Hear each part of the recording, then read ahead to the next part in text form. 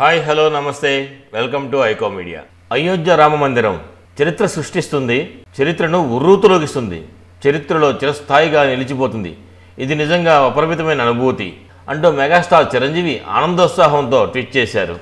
అయోధ్య రామ మందిరంలో బాలరాముడి ప్రాణ ప్రతిష్టకు ఆహ్వానం అందడం, సోమవారం ప్రతిష్ట జరుగుతున్న నేపథ్యంలో ఆయనకు ఈ ఆహ్వానం దేవుడిచ్చిన వరంగా భావిస్తున్నాను అన్నారు. ఈ ఆహ్వానాన్ని అయోధ్యలో రామ్లల్లాకు పట్టాభిషేకం చేయడానికి దేవుడిచ్చిన వరంగా భావిస్తున్నానని చిరంజీవి గారు పేర్కొన్నారు. 500 సంవత్సరాలకు పైగా తరతరాలుగా భారతీయుల నిరీక్షణ ఫలించబోతున్న ఆ మహత్తర అధ్యాయం, ఆ దివ్యమైన చిరంజీవి హనుమంతుడు అంజనాదేవి కుమారుడే. స్వయంగా ఈ భూలోక అంజనాదేవి కొడుకు చిరంజీవికి ఈ అమూల్యమైన క్షణాలను చూసే బహుమతి ఇచ్చినట్లు నాకు అనిపిస్తుందని చిరంజీవి గారు భావోద్వేకులయ్యారు. ఇది నిజంగా వర్ణించలేని అనుభూతి అని, నాకు మరియు నా కుటుంబ సభ్యులకి ఎన్నో జన్మల పుణ్యఫలమని గౌరవనీయులైన ప్రధానమంత్రి మోదీజీ గారికి హృదయపూర్వక అభినందనలు తెలియజేశారు. అలాగే ఉత్తరప్రదేశ్ ముఖ్యమంత్రి యోగి గారికి కూడా హృదయపూర్వక అభినందనలు తెలియజేసుకున్నారు చిరంజీవి. ఈ మహత్తర సందర్భంలో ప్రతి భారతీయునికి హృదయపూర్వక అభినందనలు అంటూ చిరంజీవి గారు తెలిపారు.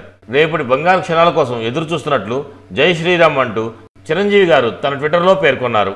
మా ఐకో మీడియా తరపున కూడా మీ అందరికీ హృదయపూర్వక అభినందనలు. మీరు కూడా కామెంట్స్లో జై శ్రీరామ్ అని కామెంట్ చేయండి.